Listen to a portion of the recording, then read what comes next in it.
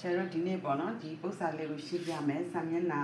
59ကစာမျက်နှာ59ကအဲ့ဒါလေးကိုဒီချက်ရှင်းပြမယ်ဘာပါလဲဆိုအောက်ပါတို့ကိုတွက်ချက်မှုဆိုင်ရာစီမင်းသုံးပြီးလွယ်ကူသောနည်းများဖြင့်တွက်ပါအဲ့ဒါလေးကိုဒီချက်ရှင်းပြမယ်နော်ကဲဟုတ်ပြီအဲ့ဆိုဒီမဲ့ကြည့်အောင်သူပေးထားတဲ့ပု္ပ္ပာလေးကိုကြည့်အောင်6.8အမြောက်4.6အပေါင်း6.8အမြောက်9.4ဆိုပြီးပေးထားတယ်ပေးထားတဲ့အခါမှာချယ်တို့ကြည့်အောင်ဒီမှာဆိုလို့ရှိရင်ချယ်တို့ပြဘယ်နည်းကိုသုံးမလဲဒါဆိုရင်တွက်ချက်မှုဆိုင်ရာစီစဉ်တဲ့ဘယ်စီမင်းဖြစ်မလဲဒါဆိုရင်ဖြန့်ဝေခြင်းရဲ့အပေါင်းနည်းဖြန့်ဝေခြင်းအပေါင်းနည်းနဲ့ချယ်တို့ရှင်းပြမယ်ကဲဟုတ်ပြီအဲ့ဒါဆိုလို့ရှိရင်ဖြန့်ဝေခြင်းရဲ့အပေါင်းနည်းမှာဆိုလို့ရှိရင်ဒီချယ်တို့ဒီမှာတူတဲ့ဟာဘယ်ဟာတူလဲဟုတ်အပေါင်းလက္ခဏာရဲ့ဟိုဘက်နဲ့ဒီမှာတူတာပါရှိလဲ6.8ကတူးနေတဲ့အတွက်ဒီချယ်တော့6.8ကိုရှေ့မှာပုံထုတ်လိုက်မယ်အဲ့တော့6.8ဟုတ်ပြီအဲ့မှာ6.8တူတာလေးကိုပုံထုတ်ပြီးမတူတာနှစ်ခုကိုဂွင်းခံပြီးတော့ဒီချယ်တို့ကပေါင်းပေးရမယ်ဟုတ်ပြီမတူတာနှစ်ခုကပါလေလေ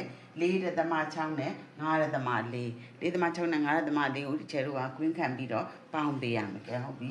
4.6အပေါင်း9.4ကဲဟုတ်ပြီအဲ့ဆိုလို့ရှိရင်ဒီနှစ်ခုကိုကျတို့ဂွင်းပါရင်တစ်ချက်မှုဆိုင်ရာအစင်းမှာဂွင်းပါရင်ဂွင်းကိုအရင်ရှင်းရတယ်ကဲအဲ့တော့ဒီချက်တို့ကဒီရှေ့6.8ကိုဒီတိုင်းအရင်ပြန်ရေးမယ်6.8ဂွင်းနဲ့ဟာပေါင်းမယ်4.6နဲ့9.4နဲ့ပေါင်းမယ်6နဲ့4နဲ့ပေါင်းတော့10ရှေ့ကို1တင်လိုက်မယ်4ရဲ့9ရဲ့ပေါင်းတော့9ဒီ1နဲ့ပေါင်းတော့10အဲ့တော့ဒီရန်လေးကဘယ်လောက်ရလဲ10ဆိုပြီးတော့ရနော်10ဆိုပြီးရကဲဟုတ်ပြီအဲ့တော့ဒီချဲတို့ကဒါ6.8ကို10နဲ့မြောက်6.8ကို10နဲ့မြောက်မယ်ဆိုတော့ဒီချဲတို့ဓာတ်သမသည် right side ကိုတနေရာသွားလိုက်ရုံပဲချမြောက်စရာမလိုဘူး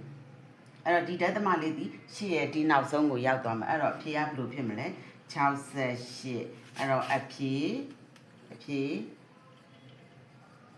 68ဆိုပြီးတော့ရေးပေးလိုက်